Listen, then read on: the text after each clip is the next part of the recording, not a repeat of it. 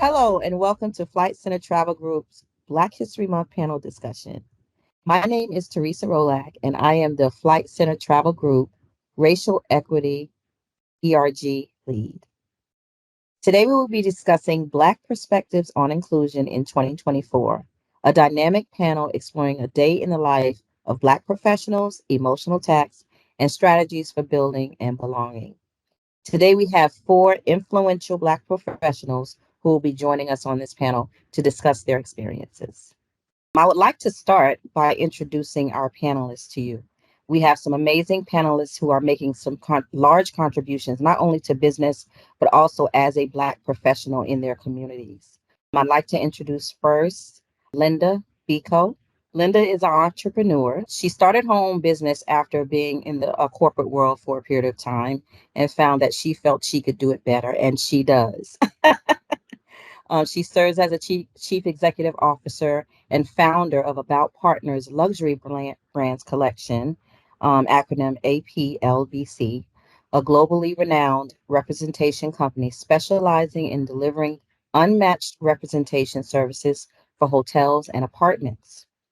APLBC is equally celebrated for its tailored consultancy services and accessible through its dedicated AP Gigs channel. Now, I want to ask you about that Gigs channel real quick, Linda. What is that exactly? That gigs is really when we come in and we do a little project and then we go again. So it's a little bit like a task force in a way, but I call it gigs because there was this whole thing a couple of years ago about the gigs economy when people come in, specialize in certain things and then they go out again, which is actually quite nice. Awesome. Thank you for joining us. Next, we have Emese Graham. Emese is our own Flight Center Travel Diversity, Equity, and Inclusion Manager. She is awesome to work with. She's helped me a lot with a lot of things and taught me a lot. She is actually over the Americas in that role, and she was the 2023 recipient of the DEI Leadership Win It Pinnacle Award. Emese approach to DEI draws from her background in humanities research, marketing, and lived experiences as a queer autistic Black woman. Emese, welcome, and thank you so much for joining the panel today. Thank you so much. Happy Black History Month. I'm so pleased to be a part of this. Wonderful. Next, we have the gentleman of the group, Shawn Cole. Shawn Cole is Vice President Global Sales for Delta Airlines. In this role, he is responsible for leading a global sales team focused on maximizing premium revenue and share performance with Delta's commercial account base. Shawn holds a BS in accounting from North Carolina A&T University and earned an MBA from the Kellogg School of Management at Northwestern University. Welcome, Shawn. Thank you so much for joining us. And I had to shout out, you went to a HBCU. We have two HBCU graduates on this panel. Thank you, Shawn. Thank you for joining us. Well, thank you for having me. And it's an honor to be here with such distinguished host as well as fellow panelists. So cannot wait to get into it and share the insights and hear the insights from the other panelists. But again, thank you for having me. Looking forward to it. And Aggie pride. That's right. Next, we have Aliyah D. Powell. She is a conscious and compassionate people developer, consistently seeking enriching and challenging opportunities for high positive impact and growth. Mrs. Powell graduated with honors from Howard University with a degree in international business management. She is the head of diversity, equity, inclusion, and belonging at Favor Delivery, where she is responsible for driving DEIB and corporate social responsibility strategies impacting customers, contractors, and merchants across Texas and employees across the nation. Aliyah, thank you so much for joining us. Thanks so much for having me. I'm so excited to have this discussion today. Happy Black History Month and excited to hear from all the panelists. My first question I'm going to give to Shawn. You can start the ball rolling with this. As a Black professional, do you feel that you are valued being your authentic self in the workplace? And have you noticed a difference with that in the past few years? Well, I'm honored that I'll have the first question as the only male here. So I did Yes. not set that up. It I was figured I'd switch it completely up. random, completely random. One, again, I applaud you for having this panel. I think it's really important that we share the different perspectives and make it open, right? Not only Right. for us, but for our colleagues who don't look like us or are share the same biologics. It is, how do we share? How do we create commonalities? And I love how that last part of your opening is building belonging, because we all want to belong to something, a family, a company with shared values. And I would say is, I've been in corporate America now for over 30 years. It's hard to believe. You blink at an eye and you walked across the stage at North Carolina A&T 30 years ago. I would say that it is absolutely, it's a journey like anything, that there was a lot of conforming. When I first came out, I started working in the early mid 90s. So it's conforming. I remember I had, not to be a joke, but it's reality since I bald now, but I had the Kid and Play high top fade. And one of my colleagues, and somebody in school was like, hey, Shawn, if you want the best job, you're going to have to really shorten your hair to look corporate. And now, as you look at, 2024, it's acceptable to come in with your locks, to look how you want to be. So it is certainly transformed, but it all comes down, and I think a lot of us are going to relate to this. It's all about, are you having impact? If you were hired for X job, are you doing it? That's going to make you valuable no matter what color or ethnicity you're in, but you have to create impact, and then you can sort of bring yourself along. But I do feel value, but it has been a journey over the last 30 years. Thank you for that, Shawn. That's wonderful. Anybody else want to chime in on that question? Linda, you I look just like wanted you're Yeah, I just wanted to chime in because, again, like Shawn, I believe that it's been a journey. And, if I look at myself like 20 years ago, my hair had to be a certain way. I had to dress a certain way. I had to have the outfit a certain way. But I think that as you grow with confidence and knowing your subject matter, you get to the point where you're like, I know I'm pretty good at this. So, you kind of like start to evolve within yourself, because it's only been the last 2 years that I've started to even be comfortable with my natural hair, and that's something that I should have been comfortable with, but I just felt that the corporate world wasn't ready for that. So I definitely think that, one, it's building confidence in yourself, but also I think society's changed as well, and it's become a little bit more accepting. wonderful. Aliyah, what's your take on this? Yeah, I love this question because I think it's bringing up the concept of value is really interesting, especially when you look at it from the lens of, DEI work. I think, for a lot of us, it's coming in and, you're kind of told you have to prove your value. And I think for most professionals, when they're in early career, regardless of their background, that's essentially what they're being told. I think what's unique to Black professionals is you find yourself needing to do that over and over and over and over again, right? And so I think everyone can kind of relate to that experience of, after a while, no matter how many credentials you have or how much work you've done in a certain space, if you enter an environment or an interaction with a new person, you kind of feel at some times like you're starting from scratch. And so I think, for me, I absolutely feel valued in being my authentic self, but I think part of that goes back to what we were talking about before, which is, right, it's building that confidence and it's coming in and after some time feeling, hey, how I show up and being authentic to me is actually a value add to the situation.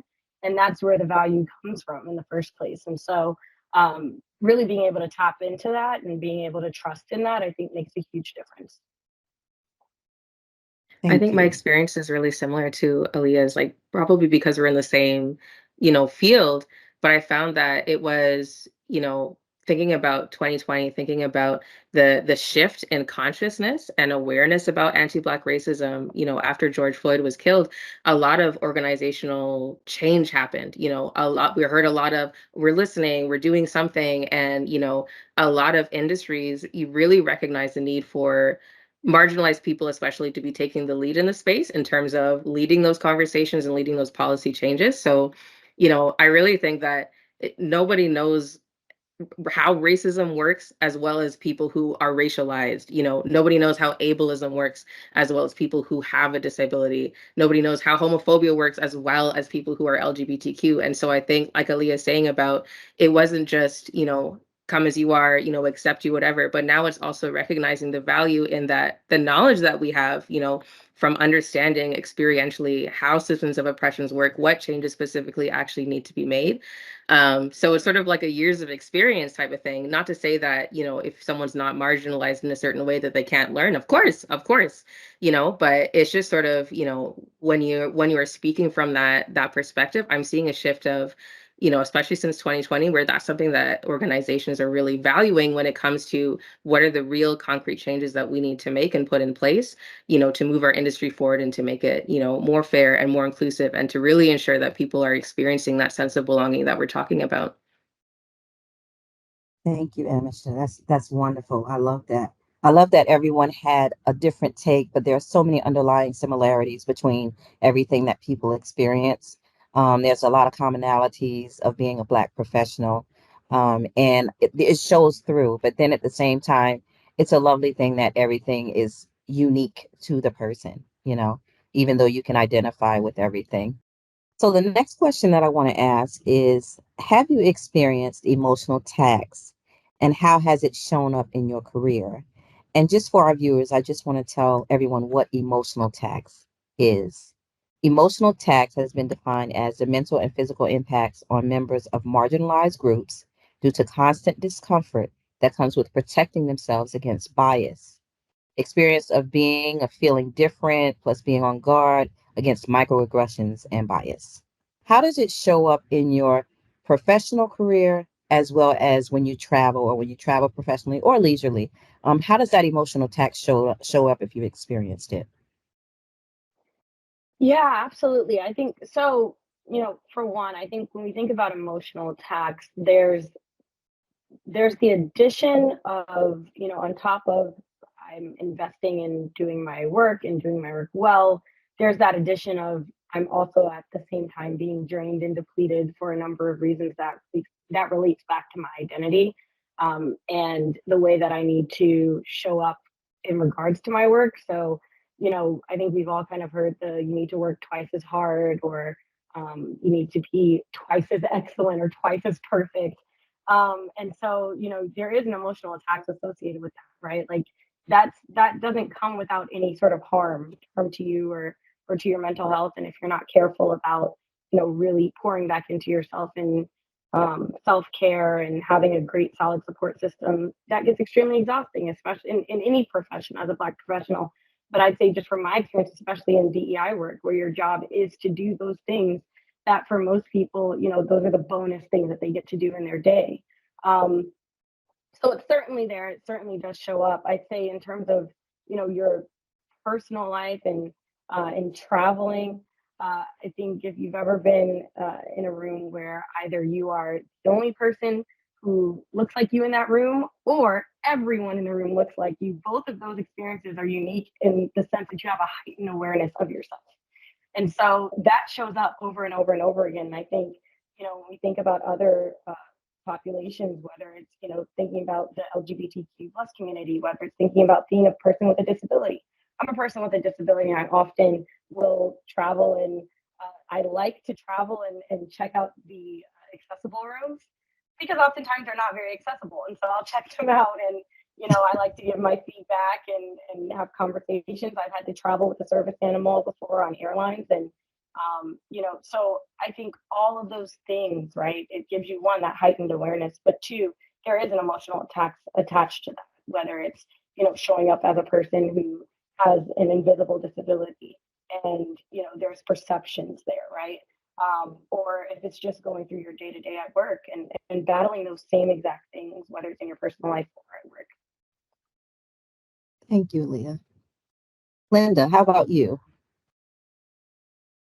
I think from my perspective, and it's interesting because, the Black excellence is it's instilled in us right from, I think, when we're born. You have to work harder, you have to be better, and I think every parent says that. So it's constantly in your head, and I'm quite careful not to pass it on to my son, but I find myself saying the same thing. It's like, I think it's generational, but anyway, I think that makes us show up in a completely different way. I think for me, one of the key things, especially when it comes to travel, and I talk about this a lot, is that I sometimes feel that we're not represented in a way, whether it's through advertising or whether through different things. And I think that's something that the industry is slowly starting to work on.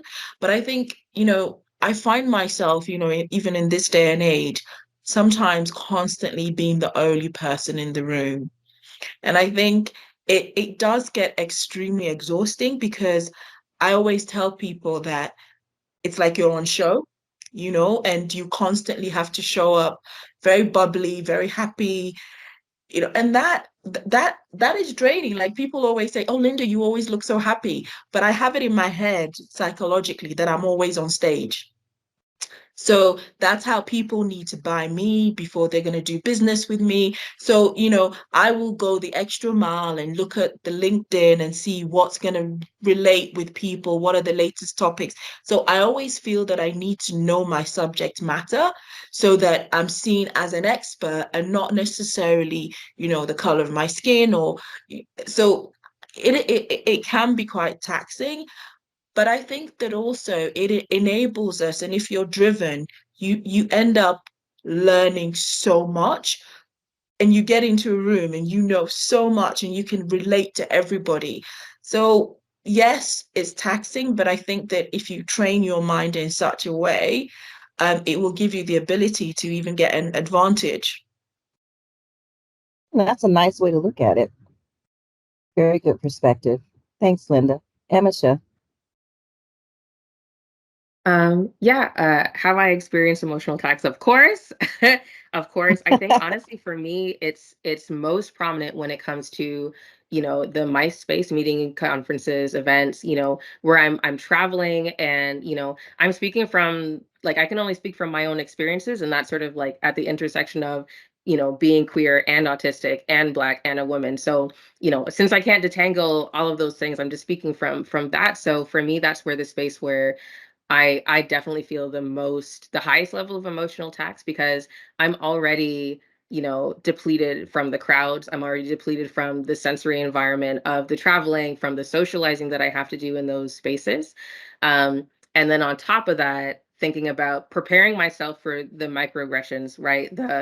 Oh, where are you from? And then I answer, where are you really from? Oh, okay. And then, oh, you're so articulate. And it's like, what does that mean? So thinking about, how am I responding in a way that's, professional, and knowing that my brain is already going through a lot just because of how I got here and the whole thing and the crowds and the sensory stuff anyway. So, for me, like, that's really where I live with emotional tax the most when it comes to my work and in travel and travel experiences. So if people are thinking about a travel program, or thinking about the travel experiences of their people that they're sending out, thinking about how some people are traveling and experiencing emotional tax and that other people are not, and how can we make sure that everybody is supported. And then, of course, there's the added layer too of just on top of just, the sensory everything and the microaggressions, is the safety too, because I don't feel comfortable traveling everywhere as a Black person. I don't feel comfortable traveling everywhere as a queer person. And I'm saying that, understanding that I have a lot of privilege when it comes to, the color of my skin, and colorism is a thing. So I know that people with a darker complexion than me are gonna have even more concerns. I know that people who are, more visibly queer than I am are gonna have more concerns than I do. So it's sort of all of those layers all at once, and thinking about how each one is just adding. So for me, when I'm thinking about, where I experience that the most, it's not so much the day to day, it's the, okay, here we go, we're going to a conference, we're going to a workshop, all of those things. And it just sort of like piles up on top of each other. Wow. when you say it in those terms and just, say it so plainly, it's a lot to deal with. And a lot of things, like you were saying, a lot of people don't think about. Like they'll just go, oh, I'm going to this place, I'm going to hop on the plane, I'm going to get off. But you have so many layers that you have to peel back when you're traveling. And I've seen Aliyah go through the same type of experience where you have to consider so many different things when some people don't. So that's really a great perspective. And thank you so much for sharing that, because I think people really need to hear that.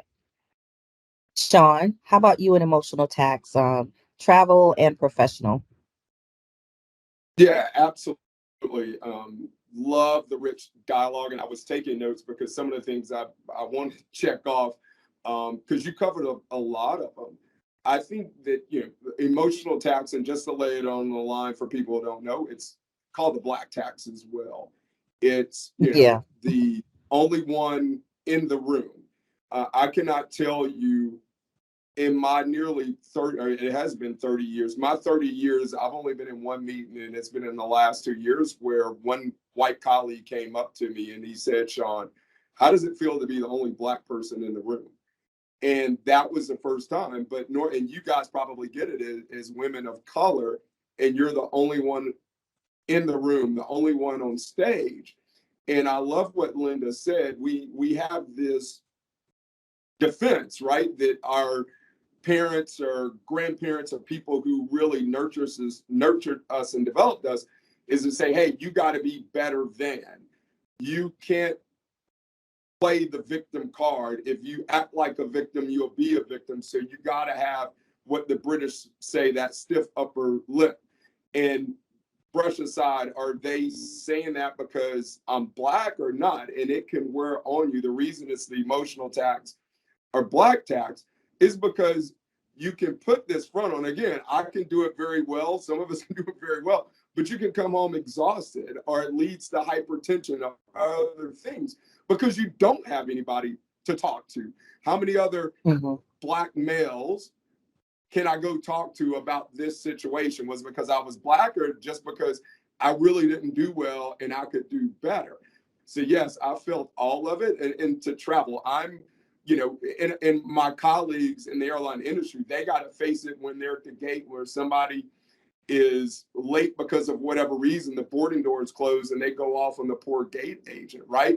And hear all types of derogatory terms. What I have to do, I'm representing Delta, and I'm the only person of color on stage, and I got to make sure I'm there, making sure that I carry extra, shirts just in case I get soup on there, because I don't want to seem like I'm out of fashion or I'm sloppy. So it's all of those things that go in there, but you have to work up this kind of thick skin, or have a relief outlet that you can go talk to kind of re-energize yourself, to keep going at it for the next day and tomorrow. And what I do is I like wrapping my arm around people that are younger than me and kind of help shed some light on it and let them know they have a safe space to come talk to somebody about it. That's wonderful. That's great, Shawn. It's so important to give back to those younger people and let them know that it can be done and that they have someone in their corner. Um, and that brings me to another point. Shawn just talked about what he likes to do. What do you do for an outlet? Because I know we can have a day that's crazy and we're so suppressed because emotionally we don't, and I can speak only from my experience. Many times emotionally we don't show up in the office because our emotions can be seen as um, aggressive, or people may be uncomfortable. So we have to really watch how we say, what we say, how we say it, our mannerisms, things of that nature. What do you do to decompress after all this emotional tax? Emese, I'm gonna give you that first.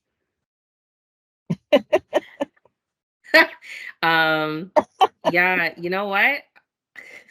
I do a lot of things. It's there's a lot you can do with rage, to be honest. Like I think when I look at when I like if I'm traveling just myself, and I'm seeing like, just injustice, just unfairness, just looking at, for example, being in the Caribbean and looking how the economy is and looking how, how unfair things is. Part of what I do after I have a good cry is like, okay, what can I do about it? You know what I mean? Honestly, I have to channel it into action.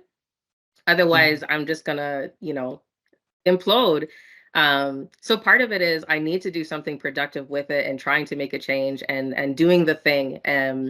And the other part is rest. I think it's so powerful for people, especially people who've been, brought up with the Black excellence ideal, just to rest and to really value that. And so I think that's important. I think doing art, honestly, is really important, and walking and connecting with other people who get it. I think all of those things, and just, leaning into community and leading into action, because otherwise, I think it can be really easy to feel like it's just so much, we have to let release some of that, for sure. Yeah, absolutely. Thank you, Emese. Linda, what do you do? I think for me, I have to say I feel quite blessed because I've got a good support team. So I'm somebody that I probably talk to my mother like 10 or 15 times a day, and she always has this really good way of letting me see the other side or calming me down, because I can get so frustrated and every time, because obviously Linda's my English name, but my name is Nake, which is Nakoshi. And then she'll be like, Nake, just calm down. Yeah, it's just a day. It's just what? But she has this way of just talking to me that just kind of like, calms me down and makes me see that there's no point in being so angry because the other person has moved on. And that's what she always tells me, the other person has moved on. So you need to find like another way. And another thing is, for me, one of my key goals at the moment is when it comes to even the DE&I aspect and, GBTAs, how can we use our voice?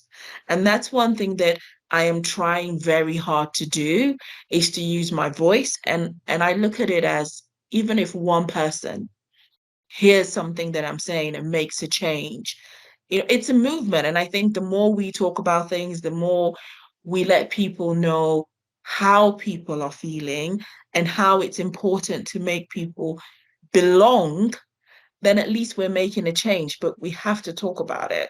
And that's my goal, is to use my voice and make sure that if I have any platform, I push people onto that platform. Wonderful.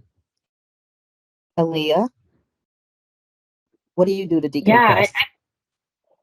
so I think there have been some fantastic recommendations so far. I mean, I'm in no way an expert at this, and work in progress, but I did learn, I'd say two things that I think have worked for me.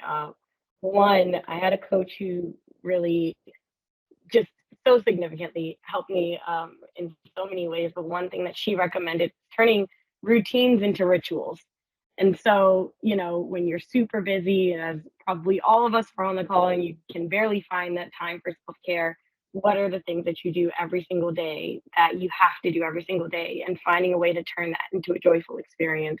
So, like for me, that's like in the morning, lighting a gratitude candle, and before I blow it out, thinking of something I'm grateful for. Or, and then the other thing is seeing joy as a form of protest. I mean, these are tough, tough days that we all have to have. And some people don't want you to be happy. They just don't. Yeah. They don't want to see you win, right? So when you win and when you're happy, that's a form of protest too. And so, really leaning into that and just embracing the joyful moments, embracing the little things, I think makes a huge difference. That's nice. And Shawn, what about you personally? I know you mentor in the workplace, but how do you decompress when you walk away from Delta every day? So and I've had this for years, when I go home, I try to separate work from my personal life. And again, it may sound strange, but I may have to pick up the laptop when I'm at home, but I don't really talk about work to my family. They know my coworkers, but I'm not sitting there bringing work home. And it really helps create a wall, and it creates my happy place, because I don't want it to interfere. I think somebody told me a long time ago, right? I can't come home and be mad and kick my dog because of something happened at work. So I don't have any pets at home, and I certainly wouldn't kick one if I had one. But it just meant like, hey, separate work from your personal life. Right. And it's really worked for me really well. Because again, I think you said it well, Aliyah, like nobody's going to take my happiness. As the young kids say, right? Why am I going to let them rent space in my head rent free? And I'm not going to do that. Mhm. Like, I want to have my joy. I want to have that decompression, because one of the things I don't want to do is stress out, have high blood pressure, all of that stuff. So that's one of the ways that I take care of it for myself. Because the other key two-word answer was self-care. You gotta focus on yourself. You have to focus on yourself for that self-care. Sounds good. Thank you, Shawn. Okay, this question is for Linda. What barriers do you have when it comes to connections within the workplace, and how do you bridge those gaps? Let me see, barriers. And how do I bridge them? I think I'm somebody that I like to think a lot about every possible situation. And I hate to say this, but when it comes to any barriers or anything confrontational, I will probably step away and kind of like say very little in that sense, because I believe that if you see a situation or you see barriers, I will not try to change that person's mind on the spot. I need to go back, think about it, think about why the barrier is there, think about why maybe that person has their own biases, and then maybe find another way of approaching it. So I always step back, think about how can I approach this in a different way. And that's how I've always dealt with every situation. I always try to put myself in that person's shoes. Why are they saying this? Why are they doing this? Why are they putting these barriers or these boundaries there? And then just try and find a solution. I always find that if you approach somebody, as Aliyah said, with happiness or love, the way they behave towards you is a little bit different to if you approach them with aggression. Agreed. Agreed. Emese, how about you? How do you deal with the connections or the lack of connections in the workplace? I mean, I think for me, the main barrier to connection is just geography. Like, I'm here in Oh, Canada being super jealous of all the like Black travel professional networks I see across the border. I'm like, what? What am I just doing over here? Not that there's nothing here, but honestly, it's just space, it's just location. And so, I think one of the things that like I'm excited about that we brought to Flight Center Travel Group. Maybe Teresa, if you want to speak about it a bit more, is just our racial equity employee resource groups, because it's spanning the Americas, Canada, USA, yes. and Mexico, and it gives us all a chance to sort of connect with each other, whatever time zone, whatever region we're a part of. And so I think that's really helpful for me. I can feel like, all right, like it sort of helps to build community across that space. Exactly. Exactly. And I'm so happy that we were able to get those ERGs off the ground. Emma Show was so instrumental in that and guided us along the way. And it really has made a difference with us being able to collaborate with each other. Even the people of color that are in our company, Emma's is doing some great like analytic stuff as well. But even people that I met, we had an America's Ball and it happened to be in Canada last year. And I met a lot of people of color who are very, very interested in the ERG. And maybe they might not have time to join or may not be able to make a meeting, but they'll ping me every now and then and say they're happy that we have it. It's something that they feel could be a safe space for them. So that is a wonderful call out, Emma, how that brought us together. Shawn, what about those barriers in the workplace? How do you handle those? I look more at opportunities, not necessarily as barriers. What can I do to close those gaps and seams? And you talked about the business resource groups or those communities that you guys have built. always said when I was at my previous employer, and certainly say it now at Delta, it's good and I love it. I'm executive sponsor of our business resource group, which is called Bold at Delta. The big group settings are really great, but those really valuable conversations happen one-on-one or 1-on-3 or 1-on-4, especially with people you don't know. So how do you close those gaps and don't, make excuses and point the finger at somebody else? What am I doing? And that's where I see the opportunities. And again, I'm not saying if you've made an attempt and nobody wants to connect with you, that's their problem, not your problem, right? And the thing is I think that people, they want to generalize and stereotype so much and say, well, just using myself, like, man, I tried to go out and reach out to Shawn and he couldn't show me the time of day. So now all bald black guys are that way. No, that's Shawn's issue, right? Right. So you got to go out there and close those gaps on your own. And I think that's, I had great mentors who really helped me along the way. And that's what I did, because you got to go out there and put in the effort. And speaking of travel, I picked this up many years ago when I worked at Delta. The most amount of energy that you spend in air travel is on takeoff, right? Because of physics, because of gravity. Meaning it wants to keep you on the ground, but you gotta spend a lot of energy to take off, and then it gets smoother at cruising altitude. So you got to put in the work. So I put it on, what can I do differently to close those gaps and make those connections. I like that analogy. That was a great analogy about the energy it takes for takeoff and leveling out on cruising altitude and how much energy you have to put in to bridge those gaps. I really like that analogy, Shawn. How about you, Aliyah? What about the barriers when it comes to connections in the workplace? How do you handle those? Yeah, I mean, I think so I'm fortunate at Favor. I think we have really fantastic core values that really make driving DEIB just intrinsic to that. But I'd say in general, and I think any person who works in this space can kind of relate to this, you're always going to have the issue of everyone just being at a different spot in their journey. And so, I think a big part of that is just meeting people where they're at. I mean, I think, Linda kind of said this when she shared, but you're tracking more bees with honey, right? So, I mean, at the end of the day, it's really about, trying to, and a lot of people say assume positive intent. I'm on the side of make no assumptions. That's where I come in. That's how I come into a situation. Whether your intent is positive or not, I am going to make zero assumptions, and I'm going to come in just prepared to learn about what your experience is, what your background is, where you're coming from.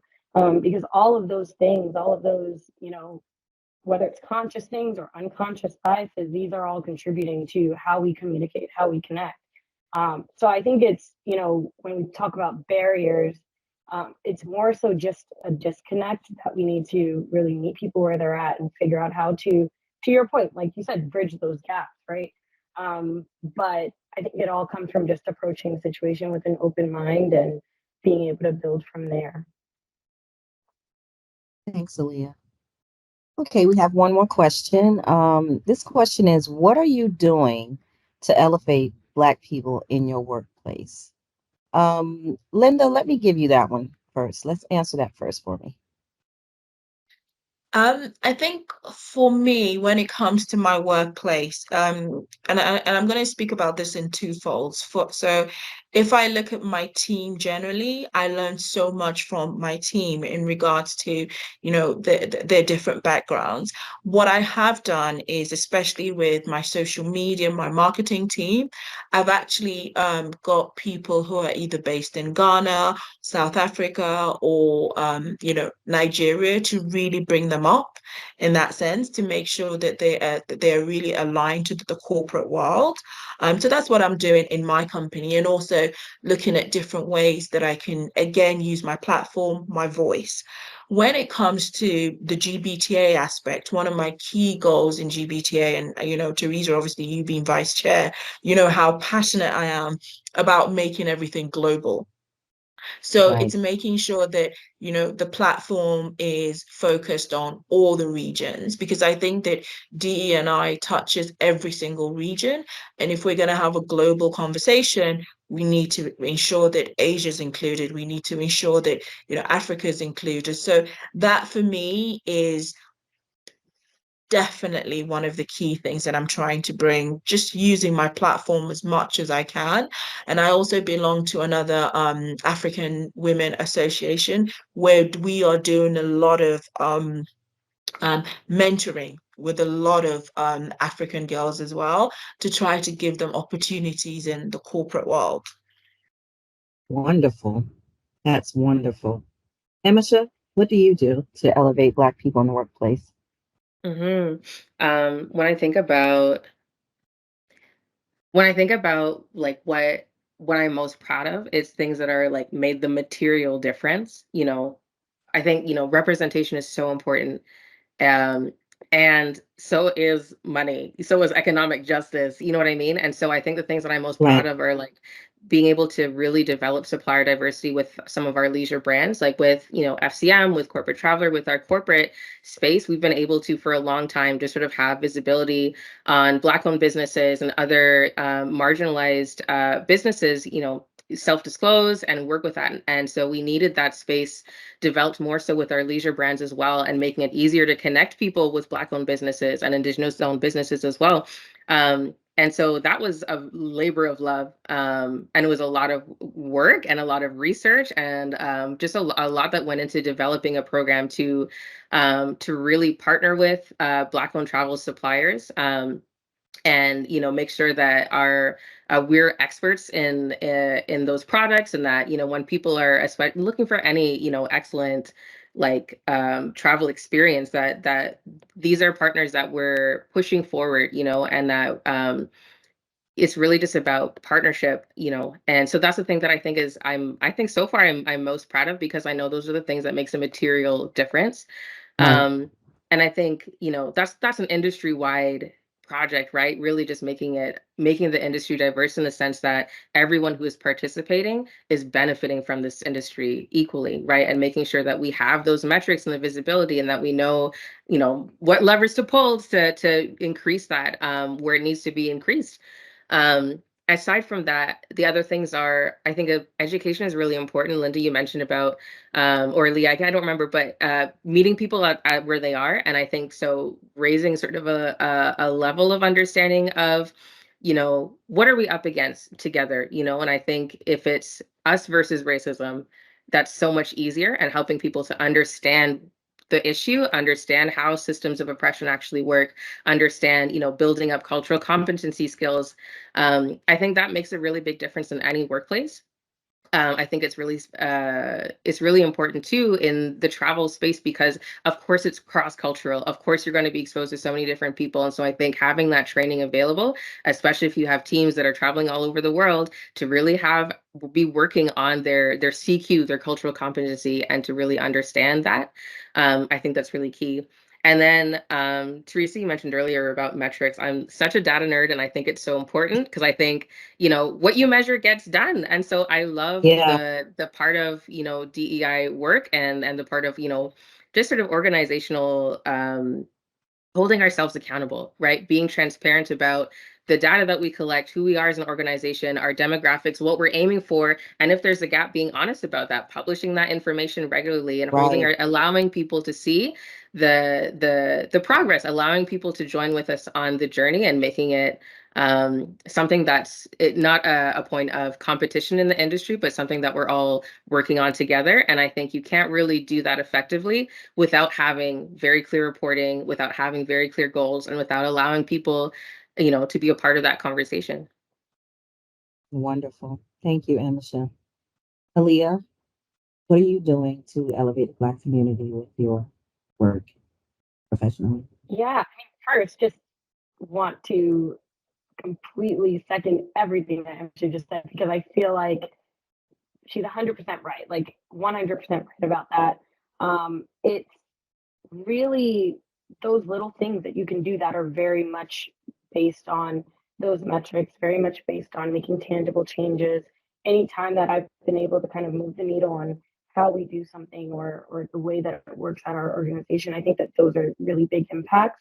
And so I think those are the moments where you're most proud, when you're leaning in on the marketplace diversity side of things, and making a difference on the consumer end. So all of those things I think are incredibly important and exciting. I think a piece of that too, and you alluded to this earlier in the conversation, but it's also yourself, right? It's showing up and being authentic and elevating your own voice as well in order to support others. So I think all of that plays a big role. I'm a big systems person. I'm really big on, what is it systematically that's not working, that's causing this situation, and addressing that head on and being really honest about that. I think, in order to elevate Black people in your workplace, you have to first create a workplace where they can be elevated, where they feel safe, where they feel supported. And so it's doing all the intentional work around that. It's not enough to just, kind of bring people in. You also have to have an environment that's going to support those people. So I think all of those things make a huge difference. Wonderful. Thank you, Aliyah. Shawn, what is it you're doing over at Delta? Yeah, I think the question is elevating Black people in your workplace. I'm a firm believer in there's invisible hands that help me to get to where I am. I'll never know the person who gave a scholarship A&T that I benefited in. I'll never know someone who was looking at my resume for my first job and decided to take a chance on me for an interview. So if there are invisible hands that help get me to the position that I'm in, then I owe it to either write checks, which I do, to give my talent, to give my time to others. And certainly there's a bias to help everyone, but there's a bias to help people that look like me who wouldn't necessarily have a chance. So being open, being transparent, but also talking to my white colleagues. We talked about it, and we would be remiss if we didn't talk about it. What happened 4 years ago in May, right before Memorial Day with George Floyd. I think a lot of people who really care, who didn't know they needed to be an ally, they reached out. So it's being open to them and what they can do to drive the metrics and to drive performance. And again, I tell people it's not going to happen overnight. Some people think like, oh my God, it's going to be this Band-Aid, we rip it off and it's going to change. The system was built over 400 years ago, so it's not going to take place in a month or even 4 years, but we have to be persistent. We have to be resilient and show people there is a way, and don't get frustrated with it. So that's what I do, kind of, one, being visible, but being those invisible hands that help people get to where they want to be, and let them know that there is an environment, to be successful, in a corporate workspace, especially in travel. I like that you pointed that out, those invisible hands. We never know a lot of times who those people are. Like you said, that gives you your first chance or provides that scholarship. So I like that call out, Shawn. That was great. We're coming close to time now, but what I did want to do is give everybody like a few seconds, maybe like 30 seconds or so.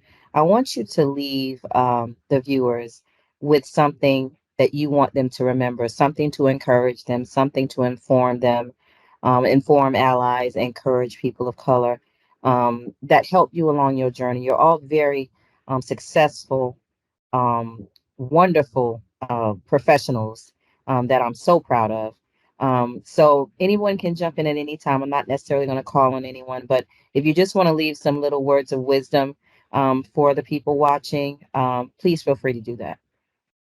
Should I go first? Sure. One thing that I always tell people is that when it comes to thinking of being inclusive or belonging, you close your eyes and you think about being on the playground and being that child that nobody wants to play with.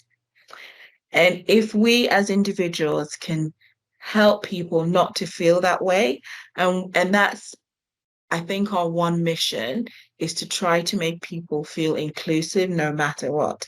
And that is my core mission, is to make people not feel like they're on the playground, that nobody wants to play with them. And it's always about being kind. I always think that I want to leave someone's day better, and that's what we should aim to do. That's beautiful, Linda.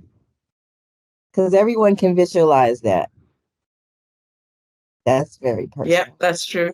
Mm-hmm. Mm-hmm. I can share. I think it's really fantastic what Linda just shared. I think it's just the fact that we're all contributing in some way, shape, or form to this work and the work of belonging, inclusion, diversity, equity. You're doing it every single day. And I think that's one thing that people don't always realize. It's just, what is your contribution? What is the impact of your contribution? And having an awareness of that. And so I think it's just, if I want to leave any message, it's just reminding people that every day you're doing the work. Are you doing it well? And are you making a positive impact? Or is what you're doing really actually very tangibly harmful? And if you feel like you're not contributing, then it's important that you come to that awareness so that you're more conscious and more intentional about the ways in which you're contributing and the ways that you're showing up each day. Because no matter what, at the end of the day, you're going to have you would have had an impact on any one of these things. And hopefully the outcomes are for the best. Thanks, Aliyah.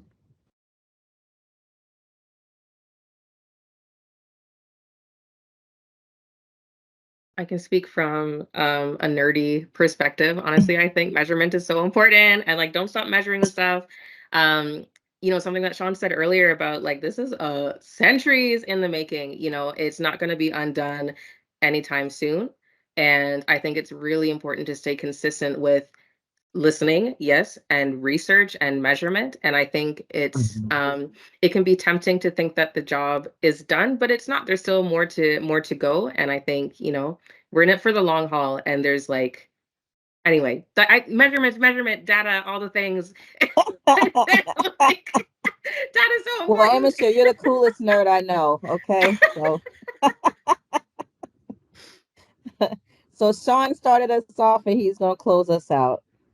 I was intentionally wanted to be last because I was the first one, not because I really have anything profound. But this panel was phenomenal. Thanks for being a great moderator. The thing that I would say, sometimes it can be very daunting, but I'm mindful of a couple of things, right? How do you eat an elephant? You eat an elephant one bite at a time. It can seem like you can't have an impact, but you can. Think of the movement that Rosa Parks did. That was one individual. Think about the Greensboro Four, what they did on February 1st in Greensboro, North Carolina, by refusing to get up. Think about where there was one individual or a singular group of individuals who made a big impact. So you can control it. When you feel frustrated, where you feel like that tax, that emotional tax or black tax is getting you, reach out to a safe space or friend. I think one of the things, if I didn't say it and I'm remiss, I had a lot of safe spaces I could go to when I was growing up where I could vent, where I could let off some steam that helped me reframe the situation and approach it in a winning way the next day. So that's what I would say. You can make a difference. You can make an impact. It is not impossible. Thanks, Shawn. Well, I want to thank you all again. This was amazing. I really appreciate all your contributions. I learned so much from each one of you today, and I'm sure that our viewers will enjoy it as well and learn a lot. And I just profusely thank you so much. This was a wonderful panel discussion, and I look forward to working with all of you.